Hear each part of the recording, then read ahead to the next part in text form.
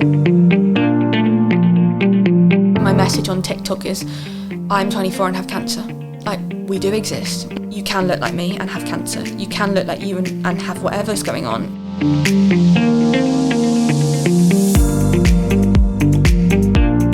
Hello and welcome to another episode of Bailiwick Podcasts. I'm Jodie Etcham, and today I'm speaking with an incredible young woman called Antonia Rubio. Earlier this year, Tony was diagnosed with thyroid cancer after 3 years of suffering with various debilitating symptoms, which were initially thought to be anxiety or allergies. Tony started making videos on social media covering her diagnosis to her treatment for a bit of fun and to raise awareness. But her TikTok page has recently blown up, with one of her videos having over 1 million views. Tony and I went to school together, and I'm so proud of the journey she's been on. By sharing her experience so honestly, she has helped so many other young people going through cancer treatment to be more informed and to feel less alone. We spoke about the content of her videos, the importance of having access to information, and the challenges young women face in being taken seriously about their health. Thank you, Tony, for being so honest, and I hope you will enjoy listening to our chat.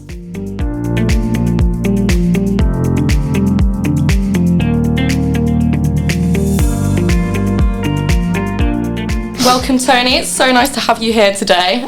Really excited to chat with you. I watched your videos about your experience with cancer, and they're really inspiring because I just found them to be really real. And so I just wanted to dive straight in and ask, what made you document your journey on social media? I think for me, I had a really long process of getting diagnosed, and there was a lot of questions and a lot of unknown, and I went onto TikTok and would type in thyroid cancer or thyroid cancer symptoms or what to look out for, and I just wanted to kind of contribute to what is online in terms of seeing real people and real experience, because there's really good articles on Macmillan or cancer research about thyroid cancer, but there's not a one-size-fits-all experience for people in my position.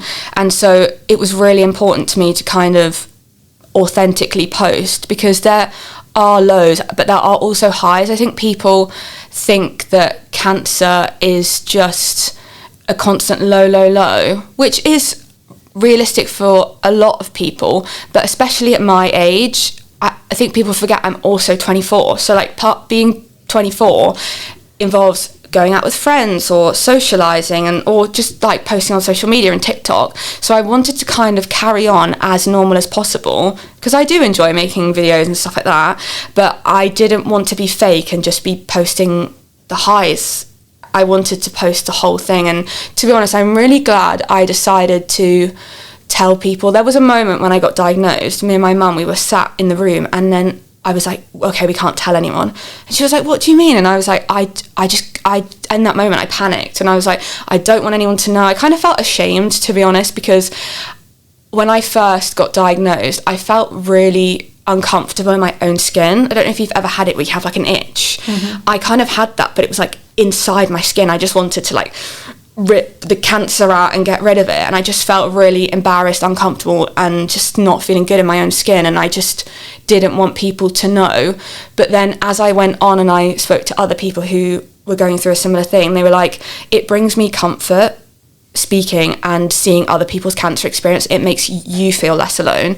And I've had so many messages over the last 10 months, honestly, 4 times a week I'll get a message on Instagram or TikTok hi, I saw your video, I've got a lump, or I've got this symptom, or I've just been diagnosed. And I always start off by saying I'm not a doctor, I just post what happened to me in my experience, but you should always go get checked out. And if you're not happy with one person's opinion or one doctor's opinion, people don't know this, but you can ask for a second opinion, and that's what I did. I initially was told, I was reassured, it's definitely not cancer. So I became unwell in November 2020. I was living in Brighton, I was doing my masters, and we were in the midst of a lockdown. So we were spending a lot of time at home, and one thing I will add is, you know what student accommodation's like, it's mouldy, it's cold, so I became quite unwell, but me and my housemate were just thinking, oh, it's just the cold, it's just the mould, I started getting these really weird rashes, and when I say rashes, not just a tiny bit, it would start from my head and go down my neck to my body.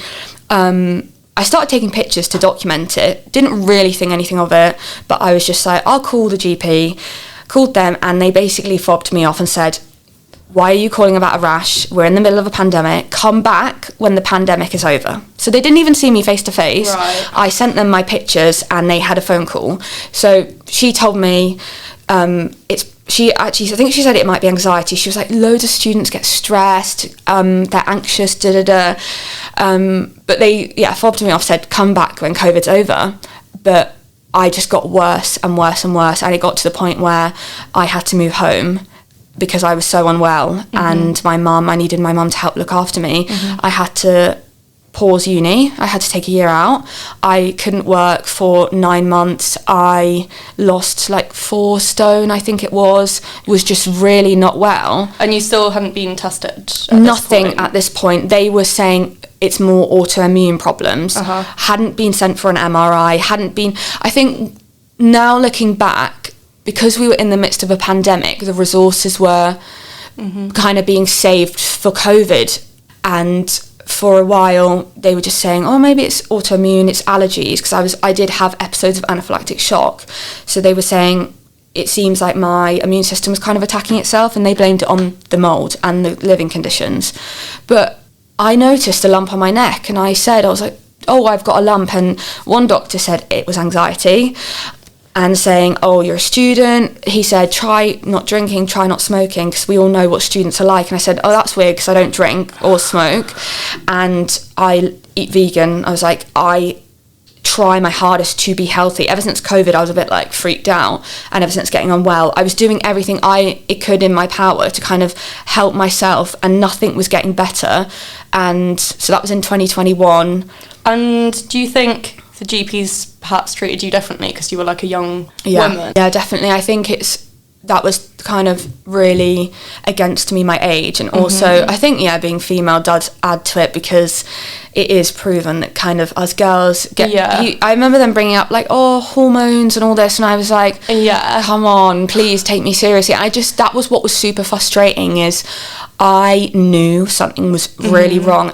For about a year before I got diagnosed, I felt myself deteriorating to the point where a few months before I was diagnosed, I was a shell of a human being. I stopped going out, I stopped socialising. I got to the point, I don't think I've ever said this out loud, I think I've said this to my mum, I had a moment of being like, if this is how my life is like, I don't want to live life, because I was so unwell. And when everyone's telling you that, oh, that's normal to feel that way, I was like, this is not normal. And I one day had enough, and I went to the hospital, didn't have an appointment. I went up to ENT and I sat there and I said, there is something wrong, because they had said to me, it's coming back inconclusive. I don't think you're going to believe this, but I had to pay to go private to find out I had cancer.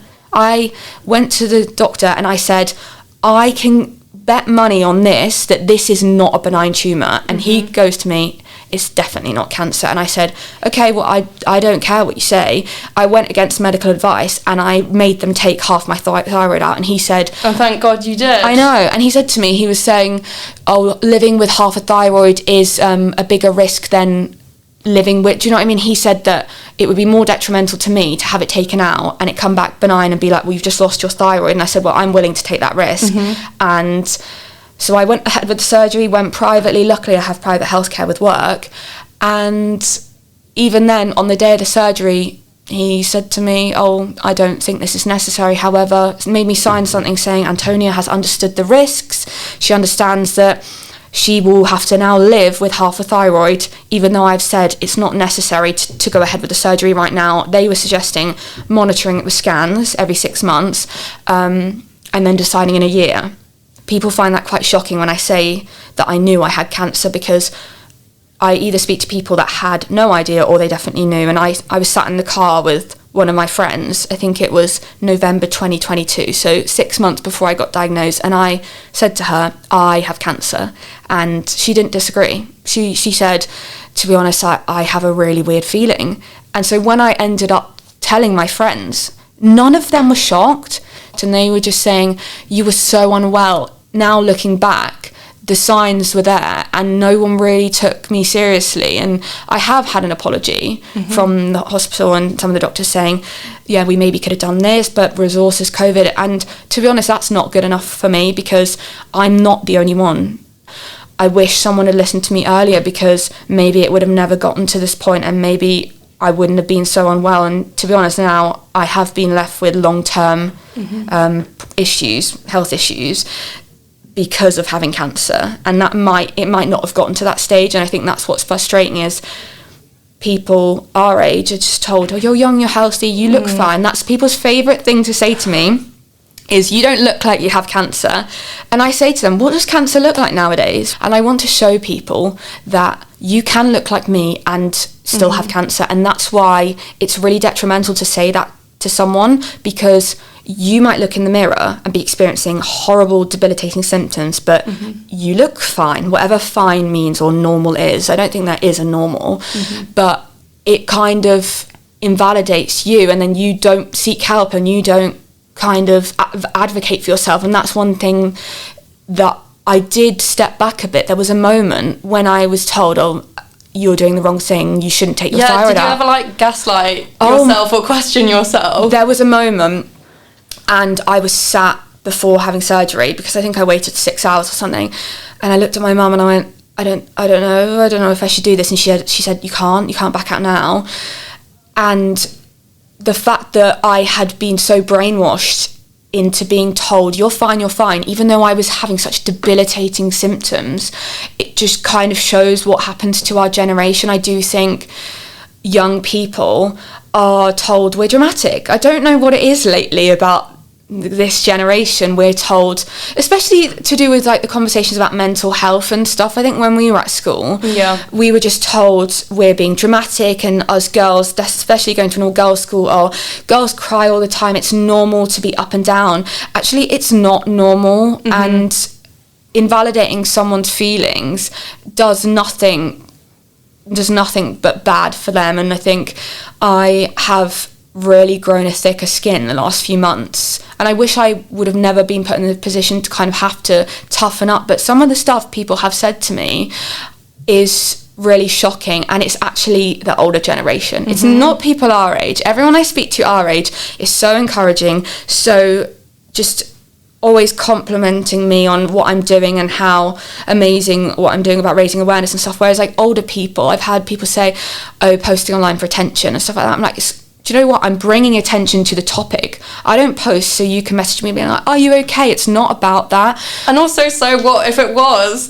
You're going through an awful time. I know. If something brings you a bit of happiness, it isn't affecting anyone else. I know. But also, you're doing it literally to help other people. Because when you went into this experience, pretty much blind, you didn't have access to, a 20-something woman going through treatment. If you'd been able to see that and be able to relate to them, or maybe ask them questions, you would have probably felt even a little bit more secure. When you hear, it's funny because he didn't even say the words when he told me. We were sat in the office, I sat next to my mum, and I think because I'm such a laughing, joking person, I went in there to get my stitches taken out. And I sat down next to my mum, and he goes, oh, whilst you're here, I'm just going to check if your results have come through. So he writes my name into his computer, and 1, 2, 3, his face drops. And there was silence. And I've never experienced something like that. You see in the movies where everything's in slow motion. I thought that was being dramatic, but I have now experienced that. And I started shouting, screaming, and I was like, no one speak, everyone be quiet. No one was saying anything, but I was just like, no one say. I knew what he was about to say, and I needed a moment to prepare myself. And then my mum's crying, and I think what hurt me was I've never heard my mum cry like that apart from when my nana died. And so I managed to kind of get myself together, and I just said, okay, go on then, say it. And he goes, you have cancer. And I said, I told you so. And he put his hands up and went, I didn't think it was cancer. And I think in that moment I felt relief. And I know that's such a weird thing to say, but it was initial panic of, oh my word, I know what he's about to say. I need to prepare myself. And then it was, oh, I was right. I lived 3 years without any answers and suffered and was kind of told, well, this is what your life is like for the rest of your life. Whereas when I was told I had cancer, I kind of felt, oh my word, there might be a cure to it. There might be an end of the journey. I don't want having cancer to define me, but it has been the making of me, in the sense of life is improving for me. Things are getting better, slowly but surely. It is really difficult. I'm not going to sugarcoat it. Having cancer, I thought it was going to be hard, but whoa, there's just things you don't even think about. I think it opens a whole realm of, one thing I was thinking about was, I haven't had kids, I haven't got engaged, and then it's like fertility, things like that. No one tells you cancer treatment can affect this, can affect that, losing your hair, your body changes, the way you feel, my taste, I've lost my taste from having the cancer treatment. Just certain things I think aren't portrayed online, and so that's why what I post on TikTok, I'm very honest about it, because the worst thing about when you're told you have cancer is the unknown. If I can kind of help someone else on their journey and show them that, yeah, it is going to be hard, it is horrible, and yeah, you're never going to experience anything like it. However, there is a light at the end of the tunnel. Things will get better, and I will live a great life. I will go and do everything that everyone else is doing. I just had to take a bit of time to come to terms with that. I mean, I don't know if you feel the same at this age. I feel like I'm a bit behind. I've got one friend who's pregnant. One person's just bought a house. This person... Everyone's getting engaged. What's going on? And I was like, what? This is so unfair. I was like, I can't even go to the pub. I can't even, like, go on a date or do this and that. And I think I was getting really down about it, being like, this is never going to happen for me. That's how I felt, but I don't feel that way anymore. No, everyone's life moves at different paces. We've got different timelines, and I think that's why your videos are so valuable to share your perspective. I wonder if you could talk a bit about the different content you produce. Tell us a bit about that. I try and put a positive spin on every video, and I do incorporate humour into kind of my videos, and I think that's because when you're going through something as bad as cancer, you just have to make light of everything you possibly can. The different content I post is sort of stuff that is what I do on day-to-day basis, because I'm not working at the moment. I'm going back to work in a month, but people don't realise that I'm not just sat at home doing nothing. I have 5 appointments every week. I have physio, ENT, endocrinology, oncology. There's so much that goes into the treatment plan and your well-being and making sure that I'm kind of making progress. One thing people didn't think about was I lost my voice for 6 months. I couldn't sing, and that's something to me I have posted about online, because I had never seen any videos talking about how when you have major surgery twice on your neck and around your kind of vocal area, you can have long-term effects. Luckily, mine have kind of subsided, and I practice every day and I'm doing what I can, but I want to show people what it really is like. And I try and post content not just for... I think most of my content is targeted at cancer patients, or maybe people who have family members going through it. But I have also heard from other people that have found comfort in my videos, because, for example, they say, well, I wouldn't know what to say to someone with cancer. So the most common message I receive is, hi Tony, I've wanted to reach out to you for so long, but I haven't known what to say. And I always say that is absolutely fine. Never feel like you're saying the wrong thing, because there is no right or wrong thing to say. And just letting someone know that you're thinking about them is really valuable, because I was isolated in Southampton. I couldn't touch anyone. I was radioactive. My mum could sit outside the door and wave to me for 30 minutes a day. But I wanted a hug. I wanted comfort. So I kind of got that in a way from the messages people send me, and I think that's why my content is aimed at loads of people, because it's educating people, even if you don't have cancer, on how to be there for someone who does, and to just kind of be open with them. I don't love when people say, I'm so sorry, because it's not your fault. And I end up reassuring them. I understand they just don't know what to say, but if you know someone with cancer, just letting them know you're thinking about them. And also, it's okay to say, I don't really know what to say, and maybe just ask them, are you happy for me to ask you some questions? That's what I love to educate people. If I met someone a few weeks ago at a drinks thing, my friend had drinks at her house, and none of the people knew me, and we were talking throughout the night. And then they found out I had cancer 3 hours later, and they said I would have had no idea. And I said, that's because you can't tell by looking at me. I used to think that my life was ruined by having cancer, and it's just not. People like I was saying, when those people found out I had cancer, they were like, cool, that's chill. And they were like, oh wow, that's amazing, like you've done really well.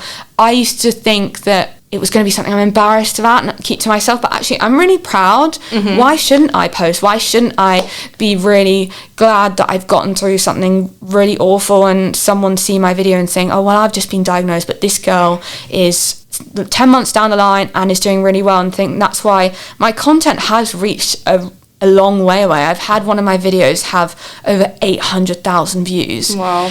And even if that helps one person, I know, like, it was worth it. And I'm sure, as you say, it helps multiple people a week. The comments were so nice. I had someone comment, that's so and sweet. It was saying, my Christmas wish is that you are cancer free. I've on another level, just like platonic love and friendship. And I used to think that romantic love was like the best thing you could ever have, but actually being surrounded, like having a team of people cheering you on, is just amazing. Now, this time before I get my results, it's all been about focusing on myself and my well-being, making myself physically feel good, mentally feel good, because it is my responsibility to process all this, what's happened to me. I mean, it's not my fault that this happened. I know that I did feel an immense amount of guilt, which no one really talks about, how guilty you feel. In what sense? I think what was strange, this is one thing I have posted about on TikTok, because I never saw anyone speak about this. So I had been told I had cancer. And we got in the car, and then my mum went, how are we going to tell everyone? How are you going to tell everyone? And I went, I haven't even had a chance to process it myself. And then I had to go round breaking everyone else's heart. So imagine you've just been told this life-changing information, and then now you have to then deliver this to your family and friends and sit there and watch them sob. And I just felt guilty because I was causing everyone pain, even though it was directly happening to me. And I just felt like I'd caused such upheaval in my mum's life, my friends' lives. I just felt like the biggest inconvenience. And then people kept saying to me, well, I know you would do the same for me. And 100% I would. But no one ever told me that you feel this immense amount of guilt. And then now I feel guilty because I'm okay, because there's people who aren't going to be okay. And I almost feel bad because I'm complaining when people have it worse. I am lucky that I have amazing friends and family, but there are people that are alone, and I've met them at Macmillan. Like, it's such a nice place to be. Everyone sits around and chats, and you speak to other cancer patients. And I feel grateful that I live in Jersey, because the charities and the help and the support we are offered here is so, like, you can't compare it to the UK. It's not that there isn't resources there, but obviously in terms of the ratio between people who have cancer, the percentage here is a lot lower. And so that you do get more time and attention. I have received support, not just me, my family as well, from Macmillan, Jersey Cancer Relief, Click Sargent. They offer reflexology and stuff like that for me and my mum, and just we go there for a cup of tea and I'll talk to them, and they've just been so great and constantly following up with me and just saying, how are you doing? Your results are coming up in a few weeks, how are you feeling? And I think that's what's really nice, is that even when I am cancer free, I know that there is going to be resources there if I need that, because I don't think, even if you get the all clear, it never goes away. And I think people assume that when you get told you're fine, that that's it. But no, I have to live the rest of my life knowing that it could come back. And if I ever get a cough or a cold, if I sneeze, my mum is like, oh my God, is she okay? And I'm like, okay, oh, come on, Mum. Like, I remember there was one time, and I think I had a cold, and my mum, this was like only a few weeks after I'd been diagnosed, so it was all very fresh, and she kept crying every time I coughed. And I was like, please pull yourself together, woman, like, please. And it's just, I think now we're at a point where we've come to terms with it, but for 6 months we couldn't say cancer in the house without even me and my mum crying. It was just really difficult, and I think I'm in a good position now. I want to do some good from the situation, and I really feel like I'm proud of myself, and I don't hear people saying that enough. I think people think it's bad to be proud of yourself. I post to help other people, and great things have come from this. Like, I'm on a podcast with you, I've been in the paper, I've been on the news, and great things have come from this. And so I am grateful. I know I've helped people. I have people message me all the time saying, I went to the doctor and I got checked out because of you. We are so conditioned to kind of be told to toughen up and this is normal. But that's detrimental, because if you get used to your debilitating symptoms, they are no longer alarming and you will no longer seek help or have that urge to kind of get help. And then that's what was scary for me. It kind of become normal, and I think that's why it did take so long for me to get diagnosed, because I'd become a bit complacent, because I was just accepting that this is how my life is. This is what life is going to be like for me. And then something just clicked in me and I was like, I've had enough. I don't know what the trigger was, but I just had a moment of, no, I'm not putting up with this. So I had loss of appetite, really pain in my neck. My voice was, even talking was tiring. And the last one I got was sensation down my right side of like weakness in my hand. And that's when I got a bit freaked out, because I'd always had bad circulation. Circulation's another one. Really itchy. I'd wake up itching in the night. I'd itch so much my skin would have marks on. Beds, you know, when you're in bed and you're sweating, but like uncontrollably sweating. I can talk about my symptoms, but that's only for thyroid cancer. Yeah. There's like my dad had cancer when I was in school, and our symptoms were completely different. I mean, his was blood in his, when he went to the toilet and into wee and stuff like that. That wasn't one for me. And I think it's really important to remember that, I do emphasize this on my TikTok, is that I am specifically talking about thyroid cancer. Yeah.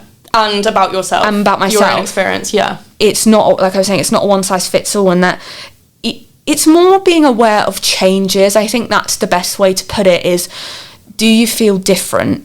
Has something changed in you? Or maybe you've, like, bruising was one for me. Someone would flick me and I'd get a bruise. And that was quite alarming to me, because I was like, I never used to really bruise easily. And then they were saying maybe you're anemic and stuff like that. But I think you're always searching for an answer. We just say, like with women, I'm in pain, okay, maybe it's hormones, or maybe it's, you're just looking for an excuse, but actually there could be an underlying cause. And I think there's no harm in getting checked out, and you can say, if they're saying to you, we're not worried, okay, well, I want some blood tests, just do some blood tests. That's a big indicator. Just being aware of your body. I mean, I think no one knows their body better than you. So if a doctor is telling you nothing's wrong, how do you know? How do you, I used to say that, how do you know? Prove it to me. I would rather them do a test and show me, look, Antonia, it's clear, than not do the test, because that's what happened to me. It was inconclusive, and they were like, we're not going to do any more research, like, it's just not worth it. But it's inconclusive, it's not like negative. I know, and they were like, we can bring you back in 6 months. And I said, okay, well, no, because the cancer could have spread to my lymph nodes, could have spread to my boobs, could have spread to my lungs. And I'm so glad I didn't wait, because when it came back with the results, I was just in disbelief, and I was thinking, wow, imagine if I'd waited 6 months, imagine if I'd waited a year, things could be really different for me. And I think I'm going to carry on with what I'm doing, and I think people who criticise me for what I'm doing, I just ignore now. I used to get really upset. I used to think that people's opinions mattered, and I think having cancer has shown me that my opinion on myself is what matters. When, like I was saying, when people say to me, you don't look like you have cancer, I used to cry when people said that and be like, to my mum, no one understands how bad it is. I felt like I almost had to prove to people that I was unwell. But now, and like when you're suffering, you want people to acknowledge that. I don't want to be invalidated. If you don't have anything nice to say, and that's why, like I said to you before, when people message me and they're just like, oh my God, can't imagine what you're going through, that's awful, however, you're doing really great. That's so nice for me, because it's like, you don't have to invalidate my feelings. And when I've had people say to me, oh, you got the good cancer, and I always reply, the best type of cancer is no cancer. There is no good cancer, because although there's different treatment plans, I have spoken to someone who's had a different type of cancer, and we never compare. we just have an understanding that having cancer is rubbish. It's not, oh, I had it worse than you. It's not like that. It's only with people who seem to have never had it that have these massive opinions. And it's like, and do you know what's unfortunate to think is that 1 in 2 of us get cancer. And so these people saying these comments to me, either them or their partner or their family member it's gonna be you one day, and that's such a shame, because you won't understand how detrimental that is until you're in those shoes. And I think people are so quick to judge, especially just our generation, where we're kind of like, we get criticised a lot. People are just never happy with what we're doing, or like we post too much online, or we do this, and I think to myself, well, all the people I see on Facebook are like 50-year-olds. So if I want to post a TikTok about having cancer, I'm going to do what I want. Seeing it. It's not for you. Yeah, it's not for you. Do you know what I mean? But I just think, as long, like you said before, if I can help one person, that's enough for me. And I know I have, and that's something that throughout this, although it's been horrible, I'm just glad some good has come out of it. And that's why I'm totally up for when people ask me, do you want to do this? Do you want to raise awareness?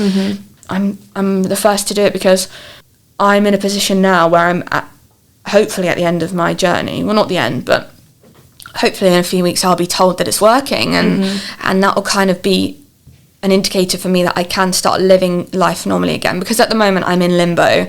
It's like, you're allowed to do this, but don't do that. Don't do too much. Yeah. Don't do this. So you can't drink. You can't do that. I mean, that's so tricky. It's really hard. It's just like, I want to live. I know, you're like almost there. I'm but like not wrapped quite. in bubble wrap. I think that's what I've been let back out into the world, but I'm wrapped in bubble wrap. Yeah. And I'm ready for the bubble wrap to come out, because I want to be 24. Yeah. I want to live. I see everyone online having fun, and to be honest, I don't get jealous. It's not jealousy I feel when I'm happy. I'm happy for all my friends going out. It's just I want to join. I want to be there. I want to be there with everyone. I feel like not that I'm getting left behind, like we were saying before, everyone's on a journey, and it's fine to do things at different paces. But when it is my turn to get engaged or have a baby or get married, like I know it'll be worth it. Do you know what I mean? Like I'm happy for the friends that are doing that now, but my journey involved having cancer and kind of having to take a pause for 10 months, which is fine, but I know that when my time comes it'll be so worth it. But it's just hard at the moment, because when I get that good news, I think that's the moment I always thought about. You know, I said before, when I had to tell everyone I had cancer, it was heartbreaking. I kept thinking to myself, although there's a day that I have to tell people I have cancer, there's going to be a day where I can tell my friends my treatment's working, or the final day of announcing that I'm cancer free. And I think January, I'm hoping I'm going to get good news to say it is working, and that kind of means that they will estimate in 6 months. By July, I'll go for one more scan, and once I get one more clear scan, then I'll be cancer free. And it's just like, then that's going to bring such an amazing feeling to me that it will almost make up for what happened before. And it's still so awful, everything you've been through, but I feel like it would have equipped you with so many skills. Like 100%. Like you're so resilient and you're so strong. Really? I am. I've shocked myself. You know what I'm like? If someone used to say something to me, I used to cry or get really offended. I think one thing I've learned for myself is setting boundaries with people. When people say things to me, I'm like, actually, no, you can't. Please don't say that. Or removing myself from a situation that makes me feel uncomfortable. I think it's really helped me grow up. Yeah. And in a way, I never ever thought I would say this, but I understand that now everything has happened for a reason. I didn't at the start. I kept thinking, why has this possibly happened? Why has God done this to me? What did I ever do wrong? But actually, that's just life. Unfortunately, it's full of ups and downs that are out of your control. But I've made the best out of a bad situation. So now I can kind of take a step back and be like, I have become more resilient. I have shown myself how amazing and strong I am.